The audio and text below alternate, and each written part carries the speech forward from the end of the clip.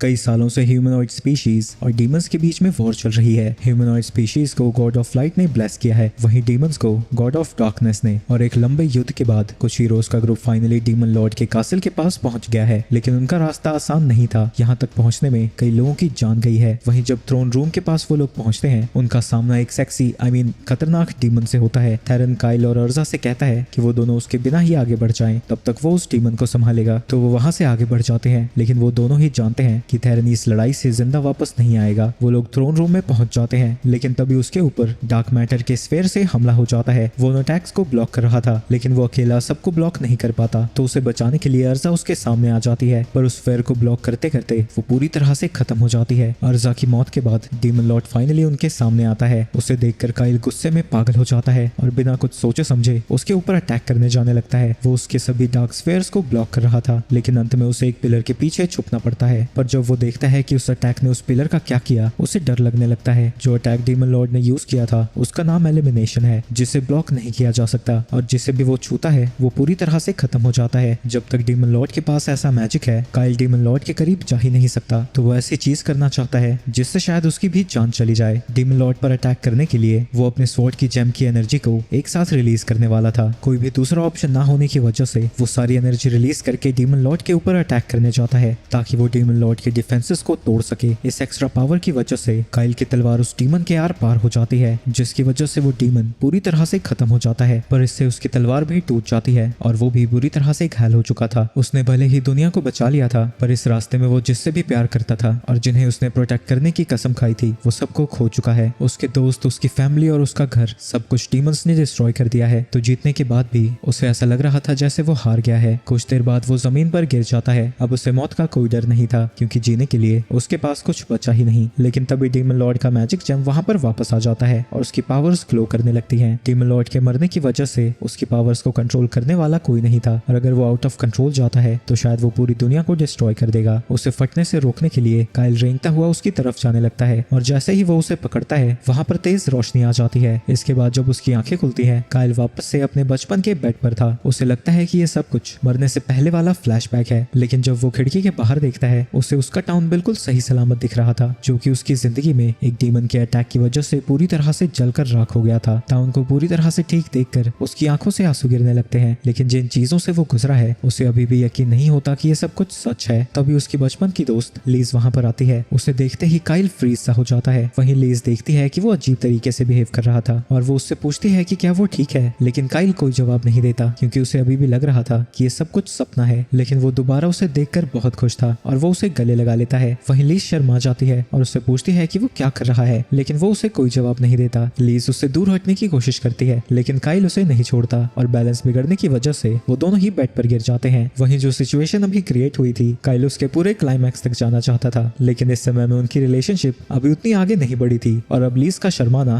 गुस्से में बदल चुका था, और वो उसे इतनी जोर से मुक्का मारती है कि वो हवा में 3 बार घूम कर नीचे गिरता है। लीज उससे पूछती है कि आखिर वो कर क्या रहा था। वो नॉर्मली इतना गुस्सा नहीं होती, क्योंकि वो भी उसे पसंद करती है, लेकिन ऐसी हरकतें करने से पहले उसे वार्निंग तो देनी चाहिए। जिसके बाद वो गुस्से में वहां से चली जाती है, और उसके जाने के बाद काइल रियलाइज करता है कि वो उसके मुक्के को एक्चुअली फील कर पा रहा था, और अब उसे शक होने लगा था कि शायद ये कोई सपना नहीं बल्कि असली दुनिया है। और जब काइल चादर को उठाता है, उसे वहां पे डीमन लॉर्ड की मैजिक जेम दिखती है, जिसे देखकर उसे यकीन हो जाता है कि ये सच में असली दुनिया है। शीशे में देखने पर उसे पता लगता है कि वो पहले से बहुत यंग है, और जो भी इंजरीज उसे हुई थी वो पूरी तरह से ठीक हो गई है। और सारी चीजें सोचने के बाद उसे लगता है कि वो किसी तरह पास्ट में पहुंच गया है, और इसकी वजह सिर्फ उसे एक ही दिखती है, और वो है वो मैजिक जेम। डीमन लॉर्ड की मैजिक पावर बहुत ज्यादा थी, लेकिन ऐसा स्पेल जो कि पास में ले जाए, ये पॉसिबल कैसे हो सकता है। तभी काइल का भूख के मारे पेट दुखने लगता है, और वो नीचे खाना खाने जाता है, जहाँ उसके लिए पहले से ही 56 भोग तैयार करके रखे थे। तो उसे लगता है कि जरूर लीज ने जाने से पहले उसके लिए ये बना कर रखा होगा। वो याद करता है कि पहले लीज हमेशा उसके लिए खाना बनाने आती थी, क्योंकि उसकी और उसकी मॉम के पास इसका समय ही नहीं होता था। और जब वो उसका बनाया हुआ खाना खाता है, वो बहुत खुश होता है, क्योंकि बहुत सालों से उसने ऐसा खाना नहीं खाया था। इसके कुछ समय बाद वहाँ पर थेरन आता है, क्योंकि उसे भी भूख लगी थी, लेकिन वो देखता है कि काइल ने सब कुछ ठूस लिया था, यहाँ तक कि उसने कढ़ाई भी नहीं छोड़ी। वहीं उसे देखकर काइल को बड़ा अजीब लग रहा था, क्योंकि कुछ मिनट पहले ही थेरन ने अपनी जिंदगी सैक्रिफाइस कर दी थी ताकि काइल डीमन लॉर्ड को खत्म कर सके, और अब वो उसके सामने जिंदा खड़ा था। और वो थेरन से पूछता है कि ये कितना साल चल रहा है। खाते खाते खाना तुम्हारे सर पे चढ़ गया क्या? 24 मई 2023। अगर बोल रहा है तो गजनी की तरह तेरे सीने पे लिख दूं। और आज उसका बर्थडे है, तो सारा खाना ठूसने के लिए लिए थेरन उसे माफ कर देता है और अब उसे पेट भरने के लिए लीज के सामने गिड़गिड़ाना पड़ेगा। और जब वो खाने की भीख मांगने जाता है, काइल किचन में था, क्योंकि अगर वो सच में पास्ट में आया है तो उसे अपनी मॉम से बात करनी होगी। वो अपनी माँ को दोबारा देखकर बहुत खुश था। वहीं उसकी माँ हैरान थी, क्योंकि काइल कभी भी रात में लाइब्रेरी के अंदर नहीं आता। मारल, रात नहीं सुबह हो गई है, आप लगता है रात भर किताबें ही पढ़ती रही। मैं असल में आपसे एक मैजिक थ्योरी के बारे में क्वेश्चन पूछना चाहता हूँ, और क्योंकि आप कंट्री के कुछ आर्कमेजेस में से एक हैं, तो शायद आप इसका जवाब दे पाएंगी। अच्छा, इसलिए तुम आए हो? चलो पूछो, मैं जरूर तुम्हें जवाब दूंगी। क्या दुनिया में कोई ऐसा मैजिक है जो किसी को पास्ट में भेज सके? हाँ, ऐसे स्पेल्स जरूर एग्जिस्ट करते हैं, लेकिन कोई भी इसका यूज नहीं कर सकता, क्योंकि उसे यूज करने के लिए बहुत ज्यादा मैजिक पावर चाहिए, और दुनिया में ऐसा कोई मेज है ही नहीं जिसके पास ऐसी मैजिक पावर हो। और अगर हिस्ट्री का सबसे पावरफुल आर्कमेज इसे अटेम्प्ट भी करता है, तब भी वो कुछ सेकंड्स ही पास्ट में जा पाएगा। क्या मैजिक आइटम के जरिए कई साल पीछे जाया जा सकता है? थोड़ी देर सोचने के बाद उसकी माँ कहती है कि एक मैजिक आइटम में पावर स्टोर करने से ऐसा करना पॉसिबल हो सकता है, लेकिन उतनी एनर्जी स्टोर करने में कम से कम 1000 साल लग जाएंगे। पर तब क्या होगा अगर कोई फॉरबिडन राइट यूज करता है? तुम फॉरबिडन राइट के बारे में कैसे जानते हो? काइल बहाना बना देता है कि उसने इसके बारे में एक बुक में पढ़ा था। फॉरबिडन राइट ऐसा मैजिक है जिसमें मैजिक पावर के लिए लोगों की जान को सैक्रिफाइस किया जाता है, और अगर कोई कई साल पीछे जाना चाहता है तो उसे कॉन्टिनेंट के लगभग आधे लोगों की जान लेनी होगी। वैसे भी ऐसा कोई कैटलिस्ट है ही नहीं जो कि इतनी सारी मैजिकल एनर्जी को स्टोर कर सके, लेकिन ऐसा कोई आर्टिफैक्ट अगर एग्जिस्ट करता तो इस बुक में जरूर उसका मेंशन होगा। काइल की मॉम उस बुक के पेजेस को पलटने लगती है और वो उसे एक पेज दिखाती है जहाँ पर लेजेंडरी डिवाइन ड्रैगन के हार्ट के बारे में लिखा था। कहा जाता है कि एंशिएंट किंगडम ऑफ सॉल्स उस डिवाइन ड्रैगन के हार्ट में स्टोर की गई एनर्जी की वजह से हजारों सालों तक तरक्की करता गया, लेकिन समय के साथ जेम की पावर खत्म हो गई और किंगडम भी तबाह हो गया। काइल की मॉम को लगता है कि ड्रैगन हार्ट के जैसा आइटम इतनी मैजिक एनर्जी स्टोर कर सकता है जिससे टाइम ट्रैवल किया जा सके, लेकिन 1000 सालों से वो मिसिंग है और शायद वो अब डीमंस के हाथ लग चुका है। ये सब सुनकर काइल की सारी चीजें समझ आने लगती हैं। वहीं उसकी मॉम खुश थी कि काइल उससे बात करने आया था और उसे लग रहा था कि आज वो बड़ा मैच्योर एक्ट कर रहा है। कल इसने कहा था कि वो आकर खाना बनाएगी, चलो हम ऊपर चल के खाना खाते हैं। अच्छा,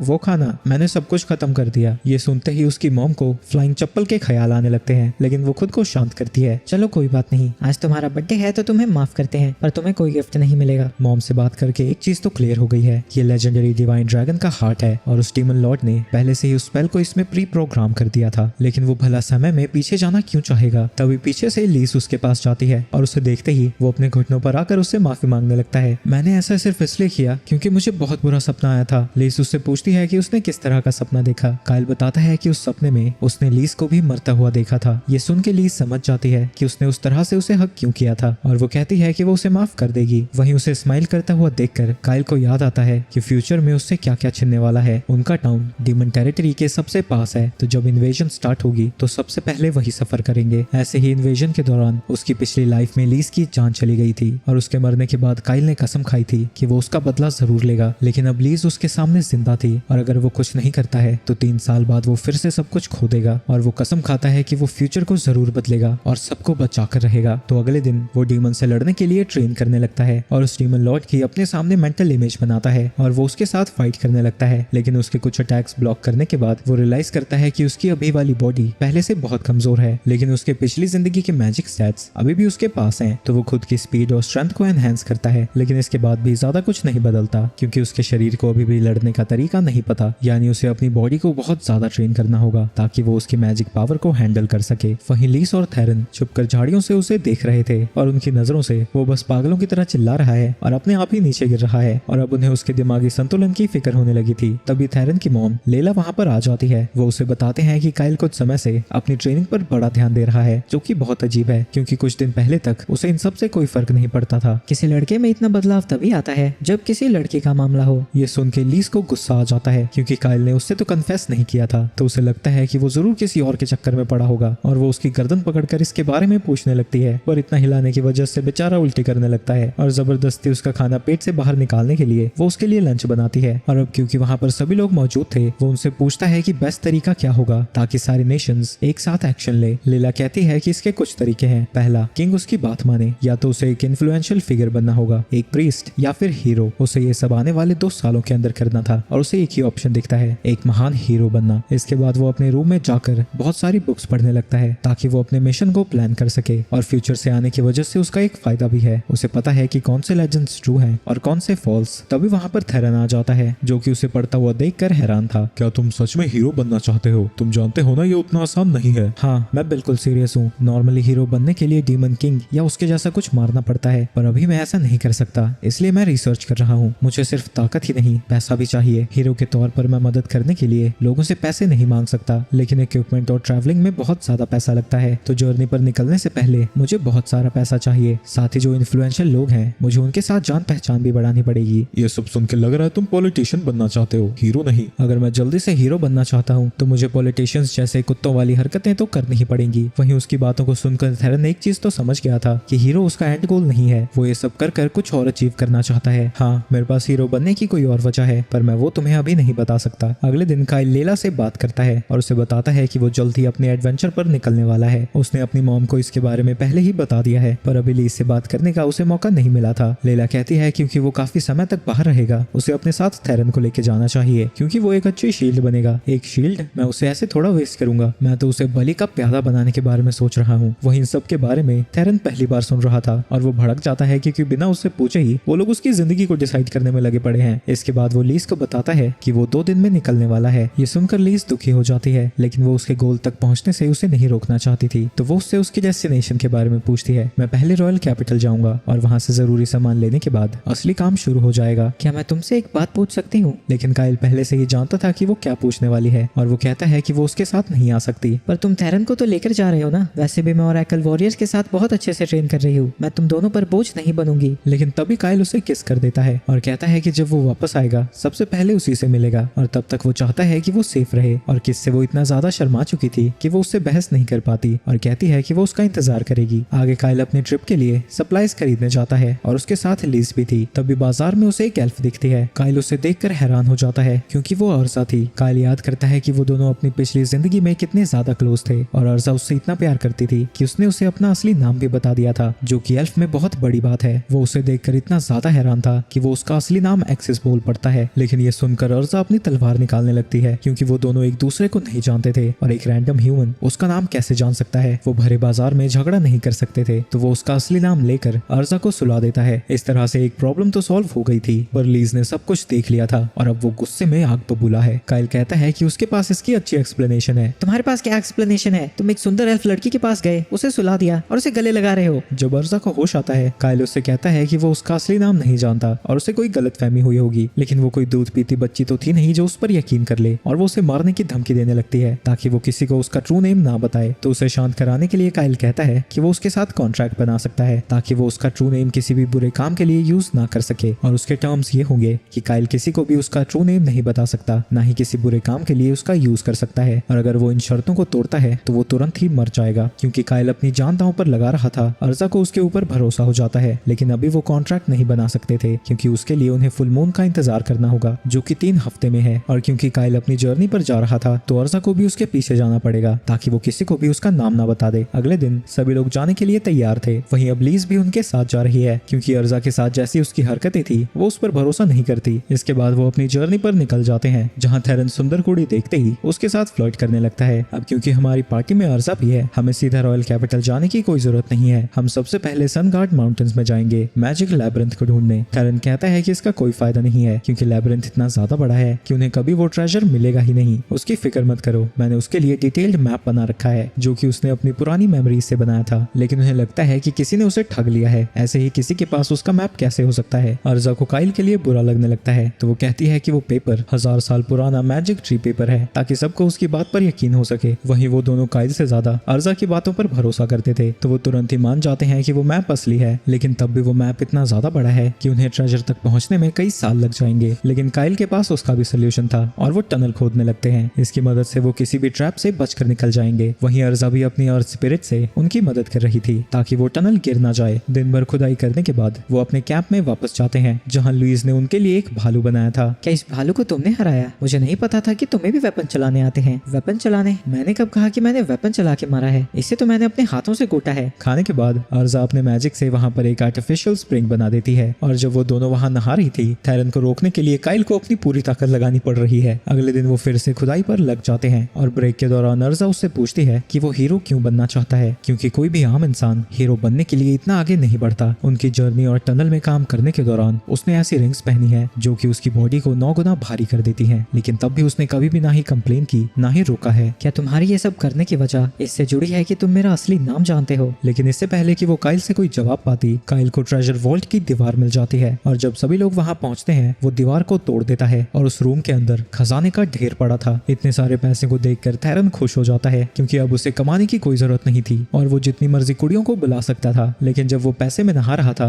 काइल वहां से निकल जाता है क्योंकि इस लैबिरिंथ में एक सीक्रेट ट्रेजर है और ये वही तलवार है जो कि पिछली जिंदगी में वो यूज करता था। और जैसे ही वो तलवार के पास पहुंचता है, उस स्वॉर्ड की अवतार उसके सामने आ जाती है जिसका नाम सिल्डोनिया है। सिल अपनी लंबी चौड़ी स्पीच शुरू कर देती है और बहादुर चैलेंजर को कांग्रेचुलेट करती है जो सभी मुसीबतों से बचता हुआ यहाँ पर पहुंच गया। तभी काइल उसका मुंह बंद कर देता है क्योंकि वो नहीं चाहता कि उसके दोस्तों को उसके बारे में पता लगे। मुझे पता है कि तुम कौन हो, मैजिक क्वीन सिल्डोनिया साल्स की कॉपी, और मैं किसी ट्रैप से नहीं आया हूँ। खुदाई करके शॉर्टकट से यहाँ पहुंच गया। सिल को यकीन नहीं होता कि वो इतनी आसानी से लैबिरिंथ को चीट करके यहाँ पहुंच गया। मैं तुम्हें ये सब बताता, लेकिन उससे ज्यादा आसान फाइनल ट्रायल को करना होगा ताकि सब कुछ तुम खुद देख सको। फाइनल ट्रायल में जब काइल तलवार को बाहर निकालता है, सिल उसकी सारी मेमोरीज को देख पाती है। उसे यकीन नहीं होता कि जो उसने देखा था वो सच है क्योंकि उसे नहीं पता था कि टाइम मैजिक इतने बड़े स्केल पर यूज किया जा सकता है। तभी उसके दोस्त उसे ढूंढते हुए वहां पर पहुंच जाते हैं और वो सिल्वी से कहता है कि वो उसे फॉलो करे। मुझे एक समझदार तलवार मिल गई है। इसके कुछ समय बाद वो सिल को सभी से इंट्रोड्यूस कराता है और वो कई सेंचुरीज बाद खाना खाती है। वो उन्हें बताती है कि वो असल में मैजिक क्वीन नहीं है बल्कि बस उसका एक हिस्सा है। वो एक मैजिकल लाइफ फॉर्म है जिसे बनाया गया था ताकि वो उन्हें जज कर सके जो इस लैबिरिंथ को क्लियर करेंगे, और अगर उसे लगता है कि वो वर्दी नहीं है तो वो इस पूरी जगह को तबाह कर देती। और उसे लगता है कि काइल इंटरेस्टिंग है तो वो अभी उसे कुछ नहीं करेगी और वो उन्हें उस बैग को भी लेने को कहती है क्योंकि वो ट्रेजर से लिंक्ड है। इसके बाद वो रॉयल कैपिटल में पहुंच जाते हैं, लेकिन वहां जब भी सिल को कुछ खाने का दिखता था वो उसकी तरफ भागने लगती है तो बार बार थेरन को उसे रोकना पड़ता है। इसके बाद वो एक वेपन शॉप में जाते हैं, लेकिन ये एक्सक्लूसिव जगह है तो शॉपकीपर उनसे पूछता है कि क्या उनके पास रिकमेंडेशन लेटर है क्योंकि उनके जैसे बच्चे यहाँ की चीजों को अफोर्ड नहीं कर सकते। काइल याद करता है कि यहाँ से चीजें खरीदने के लिए उन्हें मेंबरशिप फी पे करनी पड़ती है। तो जब उसे वो गोल्ड कॉइन्स देता है, वो उनसे कहता है कि वो अंदर जा सकते हैं। अंदर जाने के बाद वो शॉप के ओनर से मिलते हैं जिसका नाम फेस्बा है। सिल जब वहाँ पड़ी कुछ तलवारों को देखती है, वो पहचान जाती है कि इसे मेलिस ने बनाया था जो कि एक एंशिएंट क्राफ्टमैन था। वाह, तुम इसे पहचान गई। वो एंशिएंट के सबसे बेस्ट क्राफ्टमैन में से एक था। यकीन मानो वो बेस्ट बिल्कुल नहीं था। मैं उससे मिल चुकी हूँ और जब भी मैं उसे कुछ काम ठीक करने को कहती थी वो चिड़चिड़ा सा हो जाता था। उसकी बातें सुनकर फेस्बा कंफ्यूज हो जाता है, लेकिन इससे पहले कि वो कुछ और बड़बड़ करती, काइल आकर उसका मुंह बंद कर देता है क्योंकि वो किसी को भी पता लगने नहीं दे सकता कि वो मैजिक क्वीन है। वहीं काइल खुद के लिए ड्रैगन आर्मर खरीदता है। वहीं बाकी के लोग भी जिन चीजों की उन्हें जरूरत पड़ेगी वो सब खरीद लेते हैं। इसके बाद काइल मैजिक स्टोन्स को खरीदने जाता है तो फेस्बा उसे एक मैजिक स्टोन दिखाता है जिसे एक्सप्लोजन मैजिक से एन्चांट किया हुआ है, लेकिन काइल को ऐसा स्टोन चाहिए था जो कि रेप्टाइल्स के खिलाफ काम करे। फेस्बा कहता है कि ऐसे स्टोन्स को कोल्ड मैजिक से एन्चांट किया होता है और ये बहुत महंगे होते हैं, पर काइल उससे प्राइस भी नहीं पूछता और उससे कहता है कि जितने भी उसके स्टॉक में हैं उन्हें वो सब चाहिए। साथ ही उसके पास जितने हीलिंग पोशंस हैं उन्हें वो सब भी चाहिए, और क्योंकि इतने सारे पैसे लाना भी बड़ी मेहनत का काम है तो वहाँ पर एक जेम्स की पोटली रख देता है जिनकी कीमत 10 मिलियन से भी ज्यादा है। इसके बाद काइल और बाकी सभी लोग स्टोर से बाहर आ जाते हैं, लेकिन थेरन परेशान लग रहा था क्योंकि लोगों को फिर पता चल जाएगा कि वो बहुत अमीर है तो उनके लिए खतरा हो सकता है। पर काइल कहता है कि वो कल ही यहाँ से निकल जाएंगे तो बाकी सभी लोग टाउन घूमने के लिए वहाँ से निकल जाते हैं और सिल्वी भी कुछ ठूसने के लिए वहाँ से जाने वाली थी, पर काइल उसे पकड़ लेता है। तुम्हें क्या लगता है फ्यूचर को सच में बदला जा सकता है? कितना वाहियात सवाल है। फ्यूचर कभी पक्का होता ही नहीं। उस स्पेल ने तुम्हारी सोल को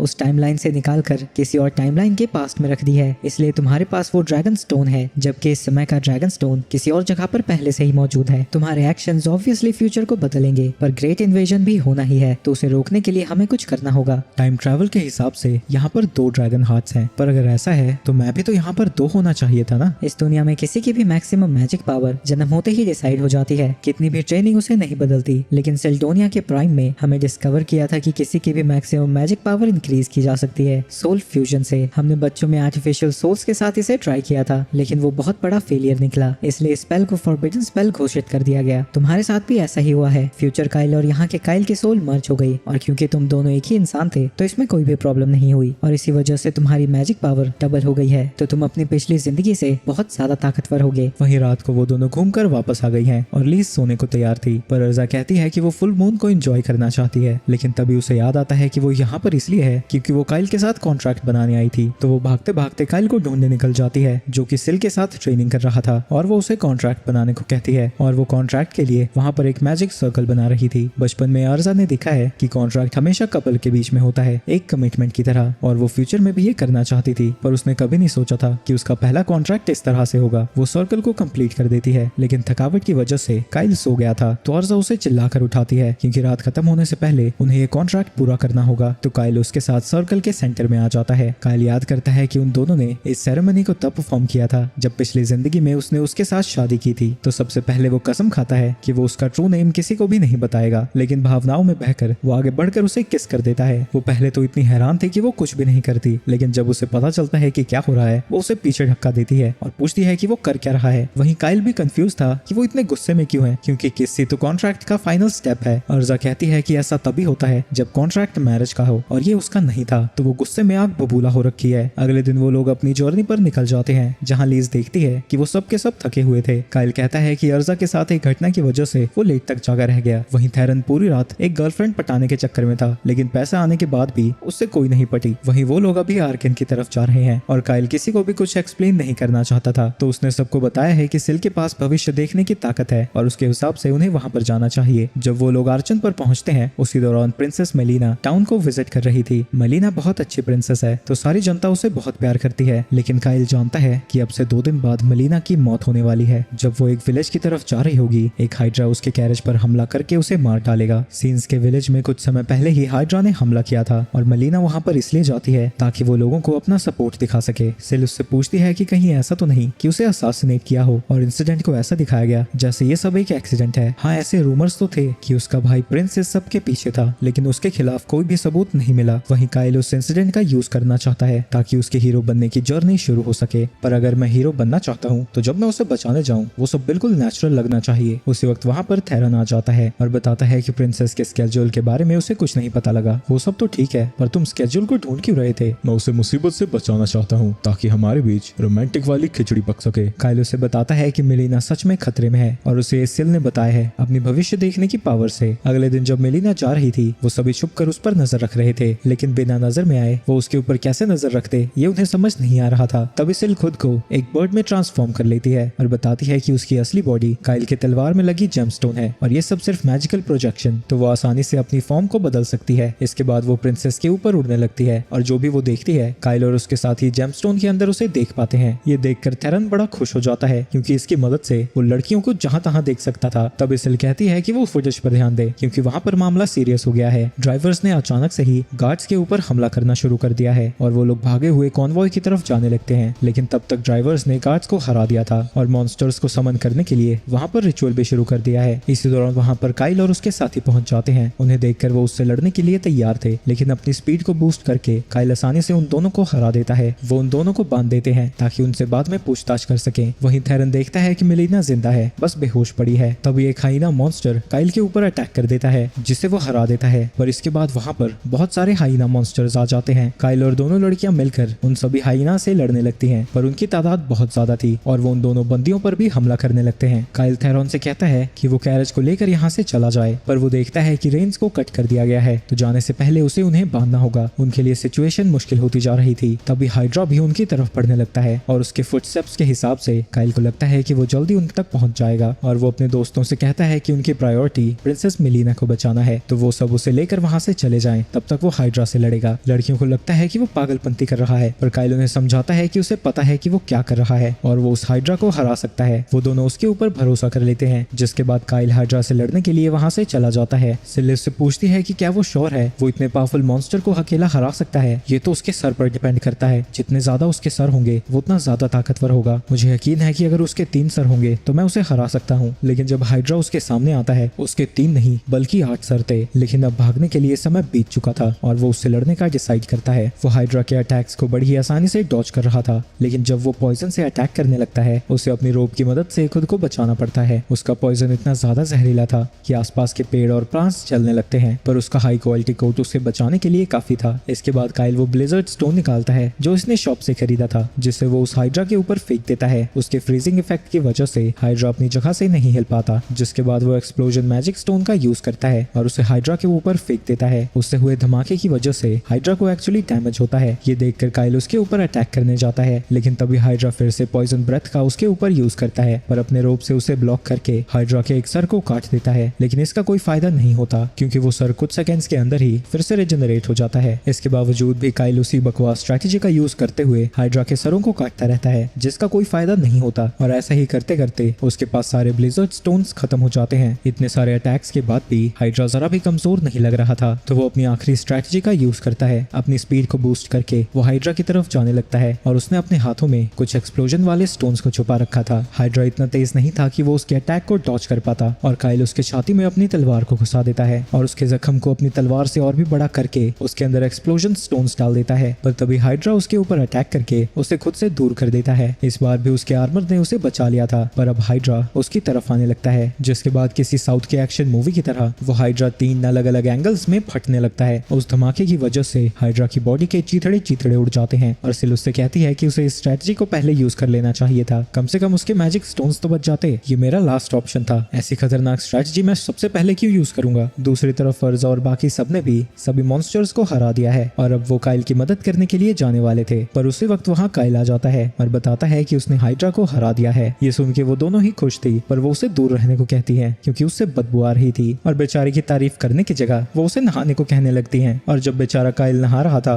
थेरन अभी भी कैरेज को ठीक करने में लगा है। इसके बाद काइल नहाकर वापस आ जाता है। उसे लगता है कि प्रिंसेस और उसके सर्वेंट्स को पॉइजन किया गया होगा, तो वो उन्हें एंटीडोट देने लगती हैं। तभी थेरन को बाहर एक पाउच मिलता है, जिसे देखकर काइल समझ जाता है कि इसी का यूज करके वो लोग मॉन्स्टर्स को समन कर रहे थे, यानी प्रिंसेस को सच में कोई मरवा रहा था और इसे इस तरह से प्लान किया गया है ताकि सबको लगे ये एक एक्सीडेंट है। और इस असैसिनेशन के पीछे सच में प्रिंस कैरेनेसी था और मिलीने का बॉडीगार्ड ज़ेंटोस भी उसी के साथ काम कर रहा है। उन्हें पता लगता है कि उनकी असैसिनेशन अटेम्प्ट फेल हो गई, तो ज़ेंटोस प्रिंसेस को मारने के लिए एक और स्क्वाड को भेज देता है। दूसरी तरफ शाम को मिलीना को होश आता है, जो ये देखकर हैरान थी कि वो अभी भी जिंदा है। वो काइल और उसके दोस्तों से पूछती है कि क्या उन्होंने ही उसे बचाया है। मौका देखते ही थेरन अपना मुंह वहाँ पर ले आता है और कहता है कि उसने सब कुछ किया है और इसके बदले में वो उससे किस्सी मांगने लगता है। तो उसे लाइन पर लाने के लिए लीस उसे खींच कर पंच मारती है, जिसके बाद काइल खुद को इंट्रोड्यूस करता है और बताता है कि वो एक ट्रैवलिंग एडवेंचरर्स का ग्रुप है जिन्होंने रास्ते में उनके कॉन्वॉय पर अटैक होता हुआ देखा और उसे बचाने के लिए यहाँ पर आ गए। तभी उसकी सर्वेंट को भी होश आ जाता है और वो तुरंत ही काइल और प्रिंसेस के बीच में आ जाती है ताकि वो उसे बचा सके। मिलीना उसे बताती है कि काइल और उसके दोस्तों ने उसे बचाया है, तो वो उन पर भरोसा कर सकती है। इसके बाद सिचुएशन को इंस्पेक्ट करने के लिए मिलीना कैरेज से बाहर जाती है और डेड बॉडीज को इंस्पेक्ट करने लगती है। काइल उसे बताता है कि ड्राइवर्स ने ही उसके गार्ड्स को मारा था। इसी दौरान सिल उन्हें बताती है कि एक रॉयल गार्ड्स की स्क्वाड उन्हीं की तरफ बढ़ रही है और काइल ये बात मिलीना को बताता है। ये सुनते ही मिलीना कहती है कि उन्हें यहाँ से भागना होगा, क्योंकि अगर रॉयल नाइट्स ने उन्हें ढूंढ लिया तो वो उसके साथ साथ काइल और उसके दोस्तों को भी मार डालेंगे। आपके ही कंट्री के नाइट्स भला आपको क्यों मारना चाहेंगे? जो आदमी मुझे मारना चाहता है वो ज़ेंटोस है। काइल को यकीन नहीं होता कि ज़ेंटोस ऐसा कुछ कर सकता है, पर मिलीना श्योर है कि इन सब के पीछे उसी का हाथ है। जिसके बाद वो अर्का से कहती है कि वो यहाँ की सभी डेड बॉडीज को जला दे ताकि रॉयल नाइट्स यहाँ पहुंचकर उसे उन जली हुई बॉडीज के बीच में ढूंढने में थोड़ा समय बर्बाद करें। अर्का अपने फायर मैजिक का यूज करके उन सभी डेड बॉडीज को जला देती है। जिसके बाद मिलीना सबसे कहती है कि वो उसके साथ चलें और रास्ते में वो उन्हें सब कुछ समझा देगी। इसके बाद थेरॉन भी उस मॉन्स्टर समनिंग पाउच को आग के अंदर डाल देता है। ज़ेंटोस से बचकर वो लोग वहां से जाने लगते हैं और मिलीना उन्हें बताती है कि ज़ेंटोस उसके भाई के कहने पर उसे मारना चाहता है और ये बात उसे कल पता लगी थी। कल उसकी ड्रिंक में ज़ेंटोस ने कुछ मिला दिया था, जिसकी वजह से वो जमीन पर गिर गई, पर वो बेहोश होने का बस नाटक कर रही थी। और इसी दौरान उन दोनों ने सारा प्लान उसके सामने ही डिस्कस कर दिया कि वो कैसे उसके कैरेज पर मॉन्स्टर से हमला करवाना चाहते हैं ताकि उसकी मौत का किसी के ऊपर भी शक ना जाए। क्योंकि ज़ेंटोस उसके भाई से मिला हुआ था, वो हमेशा अपनी सिक्योरिटी के लिए किल्ड्रन को बुलाती है, जो कि 5th बटालियन की लीडर है। वहीं 5th बटालियन में सिर्फ लेडीज ही हैं और उनकी एलिगेंस की वजह से उन्हें सेरेमनीज का हिस्सा बनना पड़ता है और यही वजह है कि इस बार उसकी सिक्योरिटी की जिम्मेदारी ज़ेंटोस पर थी। मिलीना कहती है कि अगर वो लोग उसे सही सलामत पहुंचा देते हैं तो वो उन्हें बहुत अच्छा रिवॉर्ड देगी। नहीं, हमें रिवॉर्ड नहीं चाहिए, आप बस हमें सम्मानित कर देना। इसके बाद वो एक स्ट्रेटजी प्लान करने लगते हैं और मिलीना बताती है कि कल सुबह तक किल्ड्रन अपनी 5th बटालियन के साथ आर्शियन टाउन तक पहुंच जाएगी और जब उन्हें पता चलेगा कि प्रिंसेस वहां पर नहीं है, वो उसे ढूंढते हुए जरूर आएंगे और उनका सामना ज़ेंटोस की 2nd बटालियन से होगा। दोनों की ताकत लगभग बराबर ही है और अगर कुछ भी होता है तो ज़ेंटोस को नुकसान ज्यादा होगा। थेरॉन कहता है कि कल सुबह होने तक उन्हें पास के ही गांव में रुक जाना चाहिए, हम ऐसा नहीं कर सकते। ज़ेंटोस हमें मारने के लिए पूरे गांव को तबाह कर सकता है, हमें घूमकर आर्चन टाउन में चले जाना चाहिए। वहां पर हजारों लोग हैं, वो सबको नहीं मार पाएंगे और वहां हमें 5th बटालियन भी जल्दी मिलेगी और साथ में मिलकर हम ज़ेंटोस को हरा सकते हैं। मेलिना कहती है कि अगर वो मुड़े तो उनका सामना ज़ेंटोस के लोगों से हो जाएगा, पर काइल कहता है कि जब वो सामने आएंगे वो उन्हें संभाल लेगा। इसके बाद वो लोग रुककर तैयारियां शुरू कर देते हैं और सिल काइल को बताती है कि ज़ेंटोस नाइट्स के साथ नहीं है, इससे उनके लिए चीजें बहुत आसान हो जाती हैं। प्रिंसेस उसकी एबिलिटीज को देखकर काफी हैरान थी और तभी वो देखती है कि उनके पास हाई क्वालिटी पोशंस और स्टोन्स हैं और वो हैरान होकर पूछती है है कि वो लोग आखिर हैं कौन, हम बस हीरो बनना चाहते हैं जो यहाँ से गुजर रहे थे। इसके बाद हम नाइट्स को देखते हैं जो कि अटैक करने के लिए तैयार थे। उनका सारा ध्यान सामने से आ रहे प्रिंसेस के कैरेज पर था। तभी सिल उनके ऊपर बहुत सारे स्टोन्स गिरा देती है जिसकी वजह से वहाँ पर धमाके होने लगते हैं और काफी सारे नाइट्स मारे जाते हैं। उस धमाके का फायदा उठाकर वो कैरेज में उन नाइट्स के बीचों बीच से ही आगे बढ़ जाते हैं, लेकिन थोड़ी दूर और जाने के बाद कैरेज का पहिया टूट जाता है तो उन्हें पैदल ही वहाँ से आगे जाना होगा। उन नाइट्स को धीरे करने के लिए यहाँ पर पीछे किसी को रुकना होगा। पर अभी भी 30 नाइट जिंदा है, अगर कोई अकेला उनसे लड़ेगा तो उसकी जान जरूर चली जाएगी। पर ये किसी को तो करना ही होगा। अर्जा को लग रहा था कि काइल खुद पीछे रुकने वाला है, लेकिन वो कहता है कि इसके लिए बेस्ट ऑप्शन थेरन है और वो अर्जा के मैजिक का यूज करके तेजी से वहाँ से जाने लगते हैं और बेचारे थेरन को पीछे ही छोड़ देते हैं। और इससे पहले थेरन को कुछ पता लगता वो लोग वहाँ से जा चुके थे। वहीं थेरन सफेद झंडा लेकर खड़ा हो जाता है और जब नाइट्स उस तक पहुंचते हैं वो उनके सामने अपनी जान के लिए गिड़गिड़ाने लगता है। जब वो देखते हैं कि प्रिंसेस कैरेज में नहीं है, नाइट्स का वाइस कैप्टन खुद ही उसे मारने जाने लगता है, लेकिन तभी वो उससे चिपक जाता है और रोते हुए कहने लगता है कि वो उसे बख्श दें, लेकिन वाइस कैप्टन उसे मारने के लिए अपनी तलवार उठा लेता है। वहीं दूसरी तरफ अर्जा को उसकी फिक्र हो रही थी, लेकिन लीस और काइल उसे बताते हैं कि थेरन उन दोनों से ज्यादा ताकतवर है। वहीं काइल ने वाइस कैप्टन की गर्दन को काट दिया था। लड़ाई में सबसे ताकतवर आदमी को पहले मारना चाहिए। वाइस कैप्टन को इतनी जल्दी हारा हुआ देखकर सभी नाइट्स की फटी पड़ी थी। इसके बाद थेरन अपने ट्रेनिंग के इक्विपमेंट्स उतार देता है जिससे उसकी बॉडी बहुत ज्यादा लाइट हो जाती है और वो बड़ी ही आसानी से उन सभी नाइट्स को मारने लगता है और तलवारबाजी के साथ साथ उन मैजिक स्टोन का भी यूज कर रहा था। तुमने नोटिस किया होगा थेरन बीच बीच में गायब हो जाता है। वो असल में ट्रेनिंग करने जाता है। मैजिक में भले ही वो नल्ला हो, लेकिन तलवारबाजी में वो मुझसे कहीं गुना बेहतर है। लेकिन वो तो बहुत कमजोर लापरवाह सा बिहेव करता है। वो ऐसा इसलिए करता है ताकि सामने वाला अपने गार्ड को ड्रॉप कर दे, लेकिन वो सिर्फ 10% की एक्टिंग करता है। वो है भी थोड़ा सा हिला हुआ ही। वहीं थेरन ने 30 में से 22 नाइट्स को मार दिए हैं और बचे हुए नाइट्स उसके सामने कप कपाते हुए खड़े हो रखे हैं। मैं अब तुम लोगों से नहीं लड़ना चाहता, मेरा काम सिर्फ तुम्हें रोकना था और वो मैं कर चुका हूँ। तुम्हारे घोड़े भी भाग गए हैं तो तुम प्रिंसेस तक नहीं पहुँचने वाले। फालतू में अपनी जान क्यों देना चाहते हो? लेकिन वो जब उनसे थोड़ी दूर आ जाता है वो उनके ऊपर मैजिक स्टोन्स फेंक देता है और जो थोड़े बहुत मैजिक नाइट्स बच गए थे वो उन्हें अपनी तलवार से खत्म कर देता है। तभी सिल काइल को बताती है कि ज़ेंटोस उन्हीं की तरफ बढ़ रहा है। तभी ज़ेंटोस उसके ऊपर एक लाइटनिंग बोल्ट से अटैक कर देता है जिसकी वजह से वो नीचे गिर जाती है। काइल सभी को यहीं पर छुपने को कहता है और वो अकेला ज़ेंटोस से लड़ने जाने वाला था।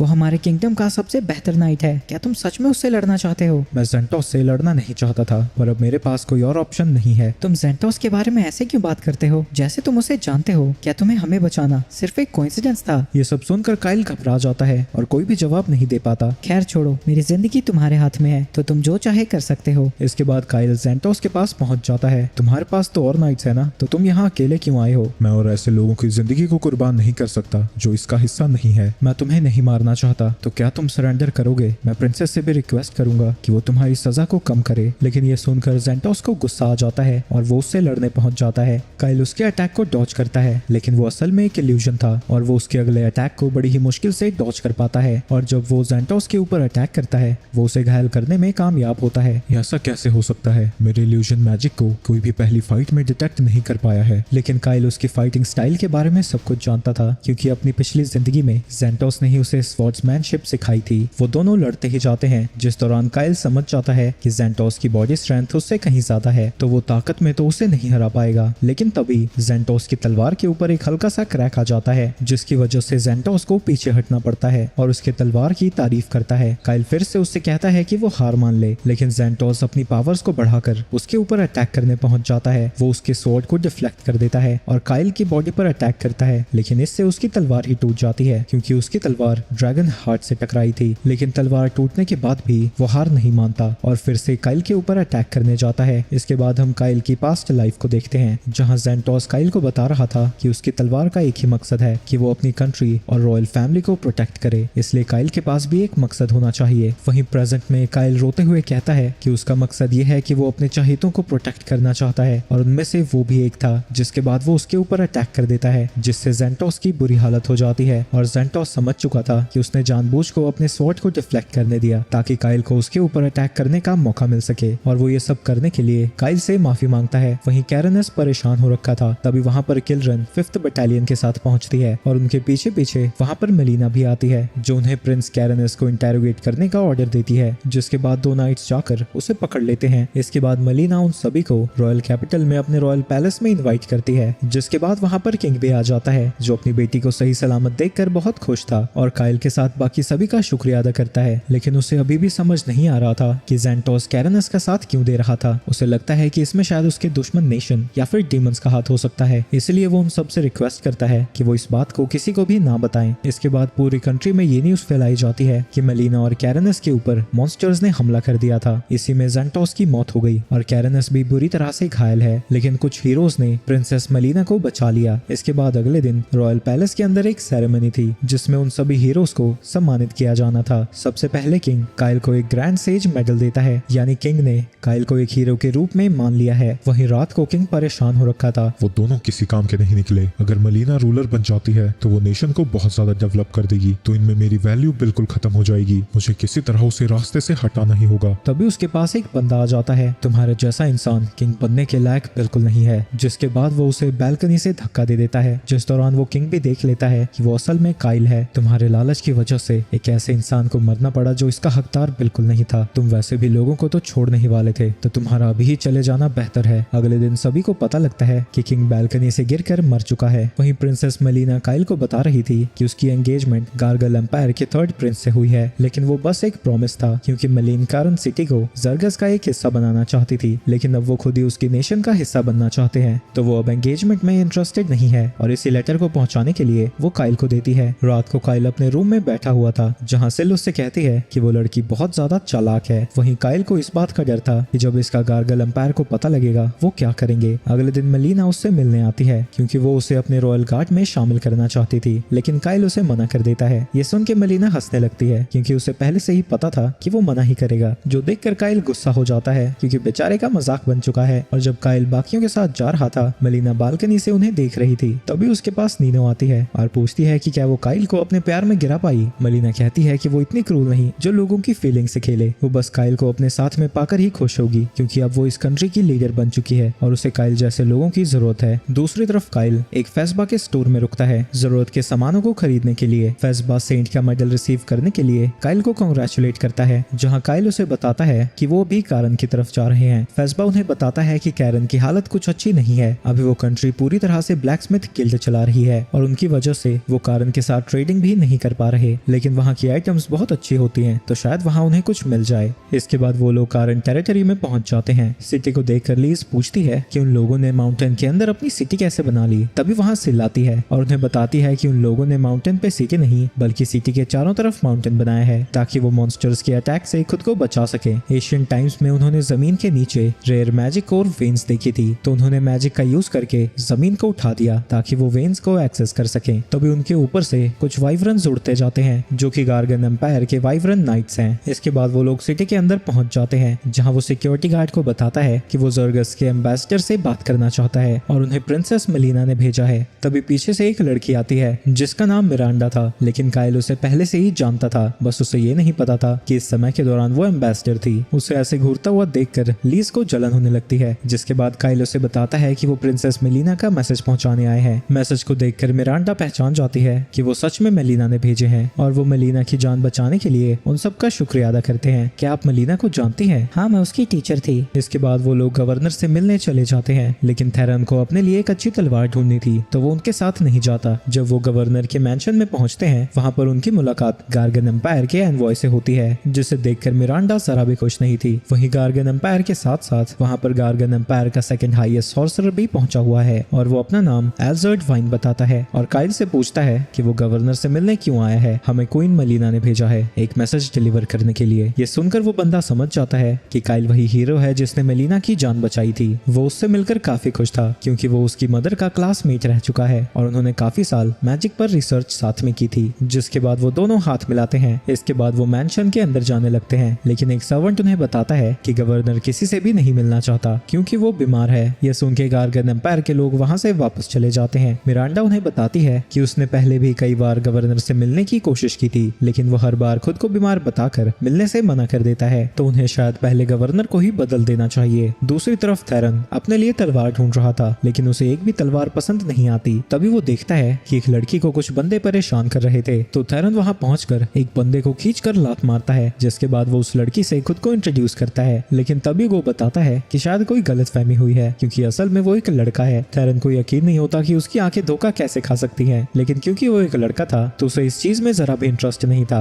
और वो वहाँ से जाने लगता है। गो उससे पूछता है कि क्या वो सच में उसे छोड़कर चला जाएगा सिर्फ इसलिए क्योंकि वो एक लड़का है। हाँ बिल्कुल। वो 2-3 कदम आगे लेता है। एक सेकंड, क्या तुम्हारी कोई बहन है जो तुम्हारी ही जितनी प्यारी हो? गो उसे बताता है कि उसकी एक बड़ी बहन है और वो भी उसकी जितनी ही प्यारी है। तो अचानक से ही थेरन का मन बदल जाता है और वो उसे बचाने के लिए फिर से आ जाता है, जिसके बाद वो उन सब की कुटाई कर देता है। गो उसे बचाने के लिए थेरन का शुक्रिया अदा करता है और बताता है कि वो मैजिक आइटम्स बनाता है, पर थेरन का इन सब में कोई इंटरेस्ट नहीं था और वो उससे पूछता है कि वो बंदे उसके पीछे क्यों पड़े थे। गो उसे बताता है कि एक क्लाइंट ने उसे एक मैजिक आइटम बनाने का ऑर्डर दिया था जिसकी पेमेंट भी उसने कर दी थी, पर उसे नहीं पता था कि उस आइटम को बनाने में 10 साल लग जाएंगे और इसी वजह से वो पैसे वापस कलेक्ट करने के लिए इन सब बंदों को भेज रहा है। थेरन को लगता है कि उसे इस लड़के को पिटने देना चाहिए था, लेकिन जब तक वो उसकी बड़ी बहन के साथ डेट पर जा सकता है उसे कोई फर्क नहीं पड़ता। लेकिन तभी गो उसे बताता है कि उसकी बड़ी बहन की शादी हो रखी है, जो सुनकर वो बेचारा दुखी हो जाता है और उसे ट्रिक करने के लिए वो उसकी हल्की सी पिटाई भी कर देता है। दूसरी तरफ मिरांडा ब्लैकस्मिथ गाजस से मिलने जाती है और वो उसे गवर्नर बनने के लिए कन्विंस करने की कोशिश कर रही है, लेकिन वो सीधा मना कर देता है क्योंकि उसका पैशन ब्लैक स्मिथिंग है। तभी वहाँ पर थेरन आता है। काइल को लगता है कि वो ब्लैक स्मिथ थेरन के लिए भी एक अच्छी तलवार बना सकता है और जब तक वो दोनों बात कर रहे थे वो सब साइड में जाकर बैठ जाते हैं। गो उन सभी को चाय बना कर देता है। वहाँ पर काइल की नजर एक ब्लूप्रिंट पर जाती है जो कि असल में एक मैजिकल गोलम का ब्लूप्रिंट था, जो कि डीमंस के साथ वॉर में उनके बहुत ज्यादा काम आई थी, लेकिन उनके पास गोलम्स की क्वांटिटी बहुत ज्यादा कम थी। अगर ये गोलम्स और भी ज्यादा होते तो वॉर में उन्हें बहुत ज्यादा आसानी होती।